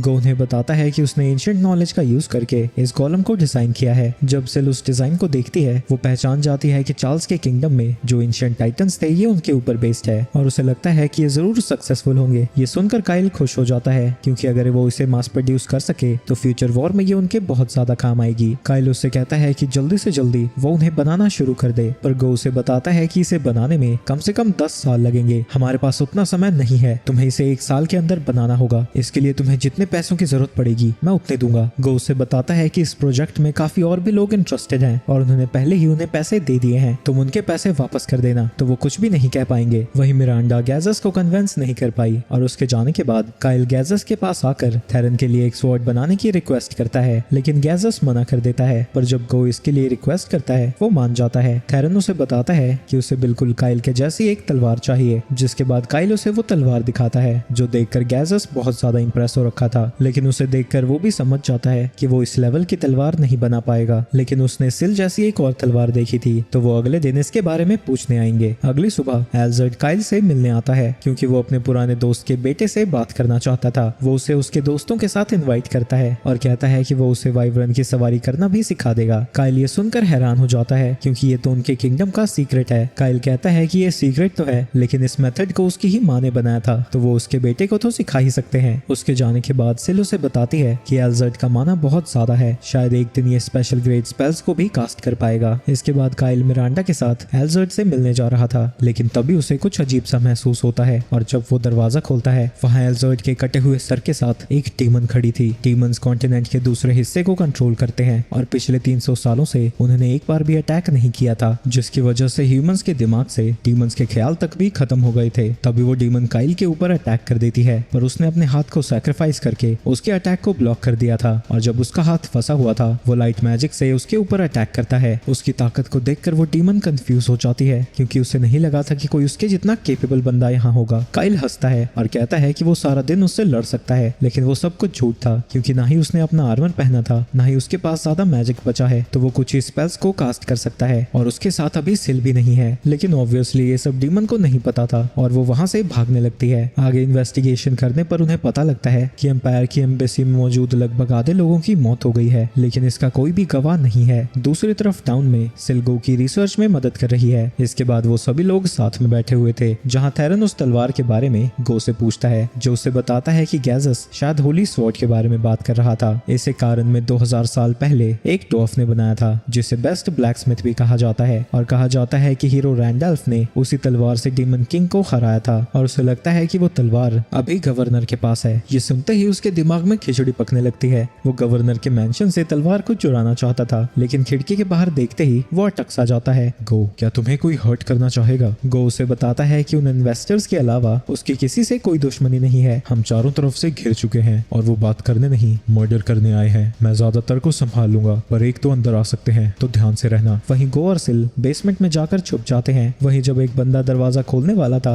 तभी दरवाजे को थेरन खोल देता है, जिसकी वजह से वो उड़ता हुआ पीछे जाता है। अरे तुम यहीं पर खड़े हो, मैं तुम्हें बताना चाहता हूँ कि तुमसे हम टॉर्चर करके जवाब निकालने वाले हैं। वहीं जब थेरन उन सब से लड़ रहा था, दो अटैकर्स अंदर घुस आते हैं और अर्जा देखती है कि उन अटैकर्स के डैगर्स में पॉइजन लगा हुआ था। सबसे पहले लीस उर्फ माइक टाइसन एक अटैकर की खटिया खड़ी कर देती है। वहीं अर्जा अपने वाटर स्पिरिट का यूज करके उसके अटैक को ब्लॉक कर देती है, जिसके बाद वो पानी में उसे डुबाने लगती है, जिसके बाद वो उन दोनों को ही बांध देते हैं। थोड़ी देर बाद उसी बंदे के साथ पहुंच जाता है और वो इंटेरोगेशन को शुरू करते हैं। तुम लोगों ने इस घर पर अटैक क्यों किया? लेकिन वो कोई भी जवाब नहीं दे रहा था, तो थेरन उसे डराने लगता है। वो लीस के बारे में बताता है कि वो एक खतरनाक टॉर्चरर है जो किसी भी टूल का यूज करके उसे टॉर्चर करती रहेगी और उसके जख्मों पे नमक मिर्च तक लगाएगी, लेकिन वो उसे मरने नहीं देंगे क्योंकि उनके पास बहुत सारे हीलिंग पोशन है। तो जब तक उन्हें जवाब नहीं मिल जाता वो सिर्फ मौत की भीख मांग सकता है। डर के मारे वो सब कुछ बताने लगता है। वो कहता है कि उन्हें गो को किडनैप करने के लिए भेजा गया था और कहा गया था कि जो भी उनके रास्ते में आएगा वो उसे मार सकते हैं। तभी गो को याद आता है कि कुछ समय से टाउन में बहुत सारे लोग गायब हो रहे हैं और उसे लगता है कि वो भी इन सब का ही काम होगा। थेरन उससे पूछता है कि उन लोगों का क्या हुआ, लेकिन वो बंदा बताता है कि वो कुछ नहीं जानते, उन्हें सिर्फ उन लोगों को एक पुराने घर में पहुंचाने का ऑर्डर मिलता था। तभी थेरन कुछ सेंस करता है और वो सब कुछ छुपने को कहता है, जिसके बाद वहाँ पर एक धमाका होता है जिससे किसी तरह वो सब लोग बच चुके थे। थेरन उन सभी से कहता है कि वो पीछे ही रुके क्योंकि जिसने अटैक किया था वो उसको सेंस कर पा रहा है और वो बहुत ज्यादा खतरनाक है। सिल उसे बताती है कि वो धमाका एक डीमन ने किया था और उनमें से कोई भी अभी एक डीमन को हराने लायक ताकतवर नहीं है। इसके बाद वो काइल से मिलने जाते हैं और सारी चीजें जानने के बाद वो रियलाइज करते हैं जितना उन्होंने सोचा था सिचुएशन उससे भी ज्यादा खराब है, लेकिन वो अभी डीमन से नहीं लड़ सकते थे। तो काइल कहता है कि उन्हें पहले ये कंफर्म करना चाहिए कि गवर्नर का हाथ इन किडनैपिंग में है या फिर नहीं। तभी एक गार्ड उनके पास आता है और बताता है कि गवर्नर के मैंशन में आग लग गई है। जब तक वो वहाँ पहुँचते हैं सारी जगह जलकर राख हो चुकी थी और मिरांडा को लगता है कि ये सारी चीजें किसी तरह रिलेटेड है। वहीं मलबे में थेरन होली स्वॉर्ड को ढूंढने की कोशिश कर रहा था लेकिन उसे नहीं मिलती। उन्हें वहाँ गवर्नर की बॉडी नहीं मिली थी, तो काइल को लगता है कि इसके पीछे डीमन नहीं बल्कि गवर्नर बैग का ही हाथ है। तभी वहाँ पर गो आता है और उन्हें बताता है कि दिन में गवर्नर ने गैजस को बुलाया था और उसे लगता है कि जब आग लगी थी शायद वो भी यहीं पर था। ये सुन के काइल को लगता है कि गवर्नर गैजस को मरवाना चाहता था क्योंकि मिरांडा उसे अगला गवर्नर बनाना चाहती थी। ये सुन के मिरांडा अपने घुटनों पर आ जाती है क्योंकि उसे लग रहा था कि ये सब कुछ उसकी वजह से हुआ है। वहीं काइल ये देखकर कंफ्यूज हो रखा था क्योंकि गैजस की मौत की वजह से वो इतनी ज्यादा परेशान क्यों हो रखी है। तभी उसे याद आता है कि उसकी पिछली जिंदगी में मिरांडा ने उसे बताया था कि वो एक बंदे से प्यार करती थी पर अपने मतलब की वजह से उसने उसकी जान ले ली और वो ये जानकर हैरान था कि वो गैजस से प्यार करती थी। कुछ समय बाद काइल मिरांडा के साथ बैठा हुआ था और उसे लगता है कि जिस इंसिडेंट के बारे में उसने बताया था वो यही है, तो अगर वो कुछ नहीं करता है तो गैजस सच में मारा जाएगा। तभी वो याद करता है कि जब वो मिरांडा को उसके रूम में लेकर जा रहा था वो कहती है कि काश उसे सीक्रेट अंडरग्राउंड पैसेज जल्दी मिल गया होता, तब वो शायद गैजस को बचा पाती। इतना याद आते ही वो अपने आर्मर वगैरह पहन लेता है और बाकियों से कहता है कि वो बैग के मैंशन पर वापस जा रहा है और वो सब भी उसके साथ चलते हैं। इसके बाद वो सभी मैंशन के पास पहुंच जाते हैं जहां काइल अर्जा से कहता है कि वो अपने मैजिक का यूज करके उस एरिया को साफ कर दे ताकि वो अंडरग्राउंड रास्ते को ढूंढ सके। ये सुन के अर्जा गुस्सा हो जाती है क्योंकि वो एरिया बहुत ज्यादा बड़ा है और उसका माना खत्म होने पर उसे वो पोशंस पीने पड़ेंगे जो कि बहुत घटिया टेस्ट करते हैं। लेकिन सभी लोग उसके सामने रिक्वेस्ट करने लगते हैं क्योंकि अगर उसने ऐसा नहीं किया तो वो गाजस को समय पर नहीं ढूंढ पाएंगे। तो ना चाहते हुए भी अर्जा मान जाती है। उसके जाने के बाद काइल थेरन से पूछता है कि जिस डीमन से वो मिला था वो सच में मेल था या फिर फीमेल। थेरन कहता है कि उसने उसके फिगर को देखा था और उसे पता है कि एक लड़की कैसे दिखती है और एक लड़का कैसा। ये सुन के काइल श्योर हो जाता है कि सिटी में 2 डीमंस हैं क्योंकि उसका सामना एक फीमेल डीमन से हुआ था। वही मलबे को हटाते हटाते रात हो जाती है और इतने पोशंस पीने की वजह से उसे उल्टी जैसा लग रहा था, लेकिन आखिरकार उसके नोम को अंडरग्राउंड रास्ता मिल जाता है। इसके बाद वो सभी अंदर चले जाते हैं और काइल सबको सावधान रहने को कहता है क्योंकि यहाँ पर डीमंस हो सकते हैं और जो हालत अर्जा की पोशंस पी कर हो गई है उन दोनों लड़कियों को उनके साथ नहीं आना चाहिए था। लेकिन ये सुन के वो दोनों उसके ऊपर गुस्सा होने लगती हैं और कहती हैं कि वो यहाँ से वापस नहीं जाने वाली। तो काइल सोचता है कि सारी चीजें ठीक ही होनी चाहिए और अगर उसका सामना उस डीमन से भी होता है तब भी वो उससे जीत सकते हैं क्योंकि उनके साथ थेरन है। आगे जाने के बाद वो एक बड़े से रूम में आते हैं जहाँ टेबल पर एक लाश पड़ी हुई थी। काइल समझ जाता है कि यहाँ पर क्या हो रहा है क्योंकि ऐसी चीज उसने पहले भी देखी थी, लेकिन बाकी सबको इसके बारे में कुछ नहीं पता था। तो सिल बाहर आके सबको बताती है कि एक फॉरबिडन रिचुअल है जिसमें लाइफ एनर्जी को मैजिक में कन्वर्ट किया जाता है और उस लाश को देखने के बाद उन्हें पता चलता है कि वो बाग का हेड बटलर है और जो बाकी की लाशें पड़ी हैं वो जरूर वो लोग होंगे जिनको किडनैप किया गया था। इससे एक चीज साबित हो जाती है कि बैग किस चीज में मिला हुआ है। आगे सिल बताती है कि वहाँ का मैजिक मैजिक सर्कल अंदर मौजूद किसी भी इंसान की एनर्जी को अब्सॉर्ब करता रहता है और जिस कैटलिस्ट में वो सब इकट्ठा हो रहा है वो काफी कमजोर है, तो वो जल्द ही फट जाएगा और जितनी मैजिक उसमें इकट्ठा हुई है वो शायद आधी सिटी को राख में बदल दे। तो अभी वो लोग किसी को आता हुआ सुनते हैं और साइड में छुप जाते हैं। कुछ देर बाद वहां पर वो दोनों डीमंस आ जाते हैं और गैनियस देखता है कि उस बटलर से सारा माना बाहर आ चुका है। वहीं यूरिगा उसके ऊपर गुस्सा थी क्योंकि गैनियस एक ह्यूमन की मदद ले रहा है और उसी के कहने पर उन्होंने एम्बेसी के ऊपर हमला किया था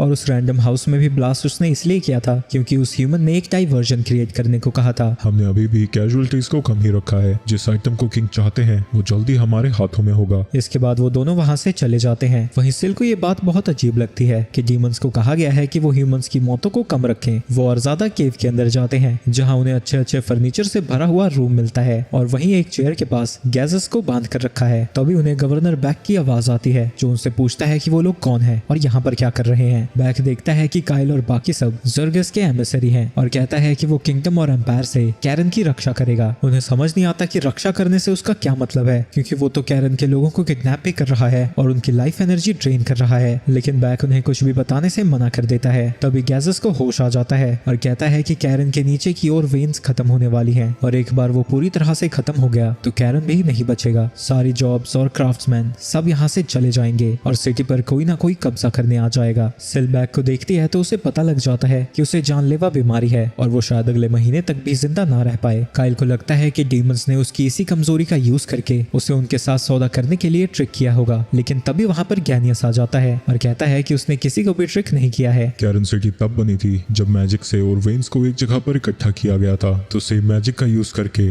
और ओर्स को ऊपर लाया जा सकता है। फॉरबिडन रिचुअल इसीलिए था। ऑब्वियसली हम ये सारी चीजें फ्री में नहीं करते और इसके बदले हमें होली स्वॉर्ड चाहिए। इसी वेपन से पिछले डीमन किंग को मारा गया था। काइल देखता है कि वो कुछ ज्यादा ही बड़बड़ करता है और अगर वो सही से बात करे तो उससे उसे काफी इन्फॉर्मेशन मिल जाएगी। मुझे तो पता भी नहीं था कि वो होली स्वॉर्ड कैरन में है। इसके बाद गैनियस अपनी बड़बड़ जारी रखता है और बताता है कि पहले उसका मिशन बहुत सिंपल था लेकिन उसने अपने तेज दिमाग से पता लगा लिया कि होली स्वॉर्ड कैरन में है और इसीलिए उसने बैक के साथ डील बनाई और क्योंकि वो मरने वाला था उसने जल्दी उसकी डील को एक्सेप्ट भी कर लिया। अरे बाप रे, तुम तो एक जीनियस निकले, इतना सब कुछ तुमने सोच रखा था। लेकिन इससे पहले गैनियस उन्हें और ज्यादा इन्फॉर्मेशन देता वहाँ पर यूरिगा आ जाती है और काइल समझ जाता है कि अब उसे इन्फॉर्मेशन नहीं मिलने वाली, तो वो उससे लड़ने के लिए तैयार हो जाता है। गैनियस रियलाइज करता है कि उसने कुछ ज्यादा ही बोल दिया था लेकिन इससे कोई फर्क नहीं पड़ता, उसे बस उन सबको यहीं पर खत्म करना है। यूरिका उसे रोकने की कोशिश करती है क्योंकि डीमन किंग के ऑर्डर है कि वो ज्यादा लोगों को ना मारे, पर गैनियस कहता है कि इन लोगों को मारकर ही वो अपने मिशन को सीक्रेट रख सकते हैं। बैक उन्हें रोकने की कोशिश करता है और पूछता है कि उनकी डील का क्या हुआ। गैनियस कहता है कि वो अर्थ मैजिक का यूज करके कैरन्स की माइन को दोबारा से रिस्टोर करने वाला था लेकिन वो कैटलिस्ट ओवरलोड हो चुका है, तो अगर वो रिस्टोर करने भी जाता है तो इससे पूरी सिटी खत्म हो जाएगी और सिटी के साथ क्या होता है इससे उसे कोई फर्क नहीं पड़ता। बैक को अपने कानों पर यकीन नहीं होता क्योंकि उसने इस प्लान में बहुत ज्यादा मेहनत की थी लेकिन उसकी बड़बड़ यहाँ पर कुछ सॉल्व नहीं करती, तो थैरन उसे बेहोश कर देता है। गैनियस यूरिगा से कहता है कि वो दोनों लड़कियों को संभाले और दोनों छोरों को वो देख लेगा। लेकिन जब काइल उससे लड़ने की तैयारी कर रहा था थैरन वहां से निकल जाता है और कहता है कि उसे कुछ और काम है। यूरिगा उन दोनों से कहती है कि अगर वो अब भी यहाँ से मुड़ जाते हैं तो वो उन्हें कुछ नहीं करेगी, लेकिन वो दोनों पीछे नहीं हटते और यूरिगा के ऊपर अटैक करने लगते हैं। लेकिन यूरिगा उनकी बुरी तरह से कुटाई करने लगती है। वहीं थैरन को लगता है कि उन दोनों को कुछ नहीं होने वाला क्योंकि यूरिगा उन्हें मारने के लिए नहीं लड़ रही है। इसके बाद सिल्क वो एक क्यूब दिखाता है जो कि थोड़ी देर पहले उसने बैग से चुराया था और जैसा कि उसे शक था ये एक मैजिकल आइटम है जिससे किसी आइटम की प्रेजेंस को छुपाया जा सकता है। वहीं जब डीमन ने होली स्वॉर्ड का नाम लिया था बैग एक डायरेक्शन में देख रहा था, जिसके बाद थैरन उस क्यूब को तोड़ देता है और उसी डायरेक्शन में उसे कुछ छुपा हुआ दिखता है और वो उसकी तरफ जाने लगता है। वहीं दूसरी तरफ काइल अभी तक गैनियस से लड़ रहा है लेकिन उसे काफी मुश्किल हो रही थी क्योंकि एक तो उसकी मैजिक पावर बहुत ज्यादा है, ऊपर से वो बिना मंत्रों को पढ़े स्पेल को कास्ट कर सकता है। दूसरी तरफ थैरन को एक बॉक्स दिखता है जिसे वो अपनी तलवार से काट देता है पर इससे उसकी तलवार ही टूट जाती है, लेकिन इसके बावजूद भी वहाँ पर उसे होली स्वॉर्ड दिखती है। वो स्वॉर्ड को पकड़ के चिल्लाता है, होली स्वॉर्ड मेरी है, अब कुड़ियां मेरे प्यार में पागल हो जाएंगी। होली स्वॉर्ड का नाम सुनते ही उन दोनों डीमंस का ध्यान भटक जाता है और इस मौके का फायदा उठाकर काइल गैनियस के ऊपर अटैक करने जाता है। दूसरी तरफ फर्जा भी यूरिगा के ऊपर फायर से अटैक करती है और जब वो उसे ब्लॉक कर रही थी लिस उसे पंच करने जाती है जिसे यूरिगा डॉज कर लेती है, लेकिन वो अटैक हल्का सा उसे टच हो गया था और उसके सर से खून बहने लगता है। इसकी वजह से यूरिगा को गुस्सा आ जाता है और वो कहती है कि इसकी वजह से वो बहुत पछताने वाले हैं, लेकिन तभी उसे गैनियस की चीखें सुनाई देती है और वो देखती है कि काइल ने उसकी सींग को काट दिया था। काइल जानता है कि डीमंस के बीच हॉर्न्स की उसकी इंपॉर्टेंस बहुत ज्यादा होती है और अगर उसका हॉर्न कट गया है तो सारे डीमंस उसकी बहुत बेइज्जती करने वाले हैं। और अब थेरन भी होली स्वॉर्ड को लेकर वहां पर पहुंच जाता है। काइल कहता है कि 3 दिन बाद वो यहाँ पर एक डुएल रखेंगे और अगर वो जीतते हैं तो वो होली स्वॉर्ड और उसके हॉर्न को वापस कर देगा, लेकिन अगर काइल जीतता है तो उन्हें उनके प्लान के बारे में सब कुछ बताना होगा। गैनियस जानता है कि वो दोनों घायल हो चुके हैं और उसे अपना हॉर्न भी वापस चाहिए था, तो काइल की शर्तों को मान लेता है, जिसके बाद वो मैजिक से दीवार पे अटैक करके वहां पर छेद बना देता है, जिसके जरिए वो दोनों डीमंस वहां से चले जाते हैं। इसके बाद वो दोनों को लेकर बाहर आते हैं और जब मिरांडा गैजेस को देखती है वो खुशी के मारे उसे गले लगा लेती है। इसके बाद गैजेस उन्हें बताता है कि उसे किडनैपिंग्स के बारे में 1 महीने पहले पता लगा था। उसने बैग को ये सब बंद करने को कहा, लेकिन उसने सीधा मना कर दिया। बैग गवर्नर था तो वो उसकी कुटाई नहीं कर सकता था। ऊपर से उसने गो और मिरांडा को भी नुकसान पहुंचाने की उसे धमकी दी थी, इसलिए वो उसके खिलाफ कुछ भी नहीं कर पाया। इसके बाद गैजेस उससे उस होली स्वॉर्ड को वापस मांगता है क्योंकि वो कैरन का नेशनल ट्रेजर है, पर काइल सीधा मना कर देता है। सबने तुम्हारी जान बचाई है, काइल ने गो और मिरांडा की जान बचाई है तो हमने तुम्हें भी बचा लिया, और जिन 2 लोगों की तुम सबसे ज्यादा फिक्र करते हो उन्हें भी। तो उस तलवार को तुम पेमेंट समझो, और अगर इतना भी तुम्हारे लिए काफी नहीं है तो ये पकड़ो, ये प्योर मिथरल है। मैं जानता हूँ कि ये बहुत रेयर होते हैं और काफी समय से तुम इनके साथ काम नहीं कर पाए हो। मैं तुम्हें ये बहुत सारे दे सकता हूँ और क्या पता फ्यूचर में तुम होली स्वॉर्ड से भी बेहतर तलवार बना दो। मिरांडा कहती है कि उसने होली स्वॉर्ड को कभी देखा ही नहीं था, तो क्या फर्क पड़ता है वो कैसा दिखता है। इसके बाद काइल गैजेस को एक प्लान देता है और उसे देखने के बाद गैजेस कहता है कि 3 दिन में वो इसे बना सकता है, लेकिन काइल कहता है कि उसे 2 दिन में इसे कंप्लीट करना होगा क्योंकि तीसरे दिन उसे डीमंस के साथ डुएल करना है। इसके बाद वो लिस और अर्जा को देखने जाता है, जो कहती हैं कि अगर यूरिगा ने शुरू में फाइट को सीरियसली लिया होता तो वो दोनों मर चुके होते, लेकिन अब भी वो रीमैच से पीछे नहीं हटने वाले। मैं तो इन्हें बोलने आया था कि ये फाइट में हिस्सा ना ले, थेरन अकेला उसे संभाल सकता था, लेकिन इन्हें मना भी नहीं कर पाऊंगा। लेकिन इसका मतलब ये था कि थेरन के लिए करने को कुछ था ही नहीं। ऐसा बिल्कुल नहीं है। अगर तुम्हें लगता है कि वो दोनों हारने वाली है तो तुम अपनी तलवार से यूरिगा को काट देना। ये डुएल के रूल्स के तो खिलाफ है, लेकिन हमारा सामना भी डीमन से है, वहां पर हम फेयर प्ले पॉइंट्स का क्या चार डालेंगे। इसके बाद वो सिल के साथ उसी बेसमेंट में जाता है और सिल से कहता है कि वो क्रिस्टल की सारी एनर्जी को इस ड्रैगन हार्ट में डाल दे। सिल कहती है कि वो ऐसा तो कर सकती है, पर इसमें 3 दिन लग जाएंगे। जिसके बाद वो सर्कल से बाहर आ जाता है और सिल ट्रांसफर को शुरू कर देती है। 3 दिन बाद वो सभी डुएल की लोकेशन पर पहुंच जाते हैं, लेकिन वहां पहुंचने पर वो लोग रियलाइज करते हैं कि उन्होंने टाइम के बारे में तो कुछ कहा ही नहीं था। तो जब तक वो इंतजार कर रहे थे वो चादर बिछा के पिकनिक मनाने लगते हैं। थोड़ी देर बाद वो दोनों डीमंस वहां पर पहुंच जाते हैं और काइल गैनियस से कहता है कि उन्हें यहाँ से कहीं और जाकर लड़ना चाहिए क्योंकि इस छोटी सी जगह पर 2 डुएल्स नहीं हो सकते। जिसके लिए गैनियस मान जाता है क्योंकि उसे नहीं लगता कि एक ह्यूमन उसे फेयर फाइट में हरा सकता है। लेकिन थेरन देखता है कि सिल उसके साथ नहीं जा रही थी, तो वो उसे बताती है कि अगर यहाँ पर कुछ भी गड़बड़ होती है तो वो काइल को बताएगी। जब तक उसकी तलवार से उस तक माना सप्लाई हो रही है वो कहीं भी अपनी फॉर्म को मेंटेन कर सकती है। वहीं यूरिगा को लगता है कि थेरन उसके साथ लड़ने वाला है क्योंकि वो उन दोनों से ज्यादा ताकतवर है, पर वो कहता है कि वो यहाँ पर बस देखने आया है और अगर वो उन दोनों को हरा देती है तो वो होली स्वॉर्ड उसके हवाले कर देगा। इस बार यूरिगा फाइट की शुरुआत ही अपनी पूरी ताकत से करती है और लिस के ऊपर अटैक करने लगती है, जिसे बड़ी मुश्किल से वो ब्लॉक कर रही थी। सिल को उनकी फिक्र होने लगती है क्योंकि उनका पूरा प्लान इसी बात पर टिका था कि यूरिगा इस फाइट को सीरियसली नहीं लेगी, लेकिन थेरन को अभी भी लगता है कि वो उसे हरा सकते हैं और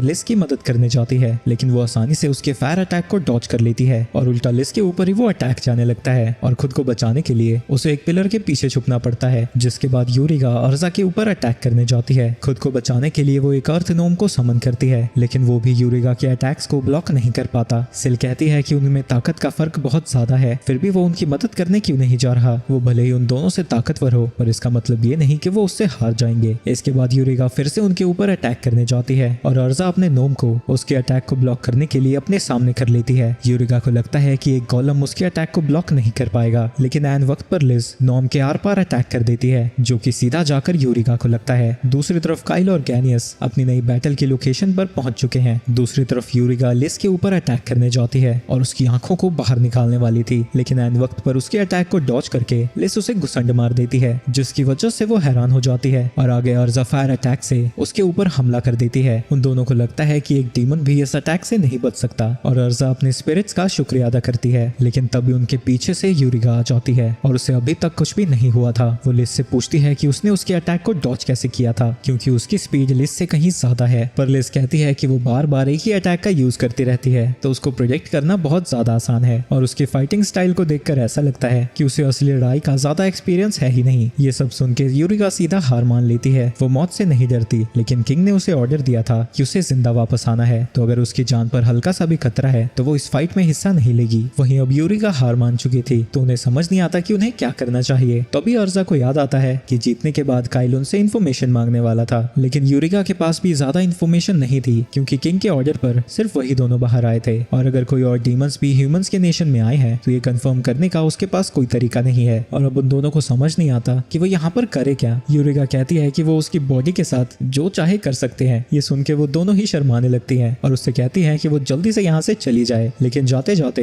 यूरिका प्रॉपर तरीके से अपना इंट्रोडक्शन देती है और कहती है कि फ्यूचर में वो फिर से उनसे बैटल करना चाहेगी। ये चीज सिल को बहुत अजीब लगती है क्योंकि उसके टाइम में कोई डीमन ह्यूमन से बात भी नहीं करना चाहता था, सरेंडर करना तो दूर की बात है। लेकिन तभी वो देखती है कि थेरन वहाँ पर नहीं था और वो पीछे से जाकर यूरिका के ऊपर अटैक कर देता है। दूसरी तरफ उन दोनों की फाइट भी शुरू हो जाती है। काइल अपनी बॉडी को एनहेंस करके गैनियस के ऊपर अटैक करने जाता है, लेकिन वो उसके अटैक को डॉज नहीं करता और अपने हाथ में उसकी तलवार को फंसा लेता है और इस मौके का फायदा उठाकर मैजिक से काइल के ऊपर अटैक कर देता है। काइल ने मैजिक से अपने ऑर्गन्स को तो बचा लिया था, लेकिन फिर भी उसकी 4 रिब्स टूट गई हैं। इसके बाद गैनियस उसके ऊपर काफी सारे मैजिक ब्लास्ट से अटैक कर देता है और काइल उन सभी को डॉज नहीं कर पाता। काइल दोबारा से खड़ा होता है और इससे पहले कि गैनियस फिर से उसके ऊपर अटैक करता वो उसके पास पहुंच जाता है, लेकिन तभी वो अपनी मैजिक शील्ड को एक्टिवेट करता है जिसकी वजह से काइल पीछे उड़ता हुआ जाता है। काइल को लगता है कि अब वो हारने वाला है तो वो सबसे पहले ईमानदारी को चूल्हे में डालता है और गैनियस से कहता है कि अगर वो उसके पास भी आया तो वो उसके हॉर्न को डिस्ट्रॉय कर देगा। जिसके बाद वो उसके हॉर्न को हवा में उछाल देता है और इस मौके का फायदा उठाकर अपनी तलवार को उसकी छाती में घुसा देता है। लेकिन वो यहीं पर नहीं रुकता, वो उसको धक्का देता ही रहता है और वो दीवार को तोड़ते हुए लावा के पास पहुंच जाते हैं जहां लगभग गैनियस लावा के अंदर गिर ही जाता है। लेकिन वो फिर से अपने मैजिक ब्लास्ट से अटैक करके काइल को खुद से दूर कर देता है और कहता है कि एक ह्यूमन कभी डीमन से नहीं जीत सकता। वहीं काइल को पहले से ही पता था कि डीमंस कितने ज्यादा ताकतवर होते हैं तो वो यहाँ पर पूरी तैयारी के साथ आया था। वो गैनियस के ऊपर एक ग्लास की बोतल फेंकता है जिससे उसके शरीर पर एक सफेद चिपचिपा सा पदार्थ लग जाता है। गैनियस को लगता है कि ऐसी फालतू की ट्रिक्स उसके ऊपर काम नहीं करेंगी, लेकिन तभी वो देखता है कि उस सफेद चिपचिपे पदार्थ की वजह से वो हिल भी नहीं पा रहा था। जो बोतल काइल ने फेंकी थी वो गो का स्पेशल ग्लू है जो कि उसने हाल ही में इजाद किया था। इसके बाद काइल मिथरल चेन का यूज करता है जो कि उसने गैजेस से बनवाई थी। गैनियस को बांधने के बाद वो उससे सवाल पूछने लगता है, क्या डीमन किंग सच में ह्यूमंस के साथ कॉन्फ्लिक्ट नहीं चाहता? गैनियस कहता है कि ये सच है। पिछले डीमन किंग की बेटी अभी उनकी रूलर है और वो ह्यूमंस के साथ नहीं लड़ना चाहती। वो यहाँ पर भी इसलिए आए हैं क्योंकि कुछ पावरफुल डीमंस वॉर चाहते हैं, लेकिन इसके बाद भी डीमन लॉर्ड ने उन्हें ऑर्डर दिया था कि वो कम से कम लोगों की जान ले। काइल को लगता है कि जो डीमंस वॉर चाहते हैं वो शायद रूजा को मारकर गद्दी को हथिया सकते हैं, लेकिन गैनियस कहता है कि रूजा की ताकत बहुत ज्यादा है, उसे कोई भी नहीं हरा सकता। जिसके बाद काइल उससे पूछता है कि क्या वो किसी ऐसे डीमन को जानता है जिसके काले पंख हैं और उसके कोई सींग नहीं है और उसके पास डीमन किंग बनने की ताकत है। पर गैनियस कहता है कि ये नामुमकिन है। डीमंस की सींग उनका गर्व होता है और अगर किसी के पास सींग नहीं है तो चाहे वो जितना मर्जी ताकतवर हो वो किंग नहीं बन सकता और उसने कभी भी ऐसे डीमन के बारे में नहीं सुना था। और अब क्योंकि गैनियस के पास कोई इन्फॉर्मेशन देने के लिए नहीं थी, काइल उसे मारने जाता है, लेकिन तभी वो अपनी जिंदगी की भीख मांगने लगता है और कहता है कि शायद डीमन किंग रूजा उस बिना सींग वाले डीमन के बारे में कुछ जानती होगी और अगर वो उसे जिंदा छोड़ देता है तो वो उसके साथ उसकी बात करा सकता है। काइल कहता है कि अगर वो कुछ भी उल्टी सीधी हरकतें नहीं करता है तो वो उसे सेफली यहाँ से जाने देगा, लेकिन गैनियस का प्लान कुछ और ही था। असल में वो अपने पेट का इंतजार कर रहा था ताकि वो काइल को पीछे से खत्म कर दे और उसे लगता है कि अब तो काइल मारा ही जाएगा, लेकिन काइल बिना देखे उसके पेट को खत्म कर देता है। वो उसके इनविजिबल बग्स और सारी ट्रिक्स के बारे में पहले से ही जानता है क्योंकि फ्यूचर में वो उससे लड़ चुका है, लेकिन जब उसकी पहले उसके साथ फाइट हुई थी वो डीमन लॉर्ड की तरफ बहुत ज्यादा लॉयल था, लेकिन अभी ऐसा बिल्कुल भी नहीं है। यानी जो ह्यूमंस के साथ फाइट शुरू करने वाला है वो रूजा नहीं है। जिसके बाद वो गैनियस को लावा में धक्का दे देता है और जब वो उसे मरता हुआ देख रहा था वो याद करता है जब फ्यूचर में उसने गैनियस को हराया था, उसने उसके बहुत सारे साथियों की जान ली थी, लेकिन जैसे ही वो पकड़ में आया उसने डीमन किंग के कासल और काफी सारे डीमंस की लोकेशन उन्हें दे दी और इसी वजह से वो डीमन किंग को हरा पाया था। गैनियस के मरने के बाद काइल वहां से चला जाता है, जिसके बाद वो सभी सिटी में वापस आ जाते हैं जहां ट्रेनिंग करते हुए थेरन कहता है कि कहानियों के हिसाब से तो वो डीमंस बहुत ज्यादा डरावने लग रहे थे, लेकिन जब उसने उनका सामना किया वो उतने खतरनाक भी नहीं थे। काइल भी कहता है कि यूरिका काफी तमीज वाली थी और शायद यही वजह है कि थेरन ने उसे जाने दिया, जबकि काइल ने उससे कहा था कि वो उसे जिंदा ना छोड़े। इसके बाद काइल और सिल गैजस के घर पर जाते हैं जहां काइल गैजस से मिलने चला जाता है। वहीं गो को सिल के साथ कुछ बात करनी थी। गैजस को पता लगा था कि काइल की पार्टी आज ही शहर से जा रही है तो उसने 2 शीथ बनाई है, एक काइल की तलवार के लिए और एक थेरन की, और ये दोनों शीथ मिथरल से बनी है। वहीं गो का दिल सिल पर आ चुका चुका था और वो उससे कहता है कि वो हमेशा उसके साथ रहना चाहता है और वो उससे काफी सारी चीजें भी सीखना चाहता है। पर सिल उसे बताती है कि वो यहाँ पर नहीं रुक सकती और वैसे भी वो अकेला ही सब कुछ कर सकता है। इसके बाद काइल और सिल वहाँ से चले जाते हैं और काइल मिरांडा से मिलने जाता है जो उसे बताती है कि कुछ समय पहले ही बैक चल बसा और गैजस को ऑफिशियली कैरन के नए गवर्नर की तरह चूज कर लिया गया है। इसके बाद काइल कहता है कि वो जानता है कि गो के पीछे जो इन्वेस्टर्स लगे थे वो मिरांडा ने ही लगाए थे क्योंकि गैजस ने उसके ऊपर ध्यान देना बंद कर दिया था और वो गो को उन इन्वेस्टर से बचाकर गैजस का ध्यान फिर से अपनी तरफ खींचना चाहती थी। मिरांडा कहती है कि अगर गैजस को इन सब के बारे में अभी पता लग गया तो उनकी रिलेशनशिप खराब हो सकती है और पूछती है कि अपना मुंह बंद रखने के लिए वो क्या लेगा। नहीं, मुझे इसके बदले में कुछ नहीं चाहिए, बस गो के गोलम के प्रोजेक्ट के बारे में किसी को नहीं पता लगना चाहिए, वो चाहे गार्गन एम्पायर से हो या फिर जर्गस से। उसे कम 3 साल तक उसे छुपा कर रखना होगा जब तक कि वो मास प्रोड्यूस नहीं किए जा सकते। इसके बाद वो सभी अपनी रिपोर्ट देने के लिए वापस जर्गस एम्पायर की तरफ जाने लगते हैं, लेकिन लिज को फिक्र हो रही थी क्योंकि जो यहाँ पर हुआ था उससे गार्गन और जर्गस एम्पायर की रिलेशनशिप काफी बुरी हो सकती है। भले ही उन सब के पीछे एक डीमन का हाथ था लेकिन उसने गार्गन एम्पायर के बहुत इंपॉर्टेंट पर्सन की जान ली थी। लेकिन काइल कहता है कि वो कुछ भी नहीं होने देगा क्योंकि डीमंस कुछ प्लान कर रहे हैं और वो उनका सामना तभी कर पाएंगे जब सारे किंगडम साथ में काम करेंगे। दूसरी तरफ जर्गस में प्रिंसेस को एक रिपोर्ट मिलती है जिसमें उसे पता लगता है कि गार्गन एम्पायर पीस कॉन्फ्रेंस के लिए तीनों प्रिंसेस को बुला रही है। दूसरी तरफ काइल की माँ कपड़े सुखा रही थी और उसे अब काइल की फिक्र होने लगी है। तभी उसके पास लेला आती है जो उसे बताती है कि वो एक मिशन पर जा रही है और अगर वो काइल से मिलती है तो वो उसके बदले उसकी पिटाई कर देगी। लेकिन जाने से पहले वो कहती है कि उसे इतनी फिक्र नहीं करनी चाहिए क्योंकि वो फिर से माँ बनने वाली है। एक सेकंड, काइल का बाप किधर है और ये प्रेग्नेंट कब हुई, क्या हो रहा है इधर? दूसरी तरफ जब वो लोग कैपिटल की तरफ जा रहे थे उन्हें सामने ही एक कैरेज दिखता है जो कि उनका ही इंतजार कर रहा था, जो कि पीस कॉन्फ्रेंस के लिए उनकी मदद मांगने आए थे। और सारी चीजें समझने के बाद वो सब लोग वहां से निकल जाते हैं। कुछ दिन के सफर के बाद वो सभी लोग गार्गन एम्पायर में पहुंच जाते हैं जहां पर काइल शायद किसी इंपॉर्टेंट बंदे से मिलने वाला है। दूसरी तरफ रॉयल फैमिली एम्बेसी में हुए कत्लेआम को ही डिस्कस कर रही थी और भले ही जर्गस ने उन्हें बताया हो कि ये सब कुछ एक डीमन ने किया था लेकिन उन्हें इस पर यकीन नहीं होता क्योंकि 300 सालों से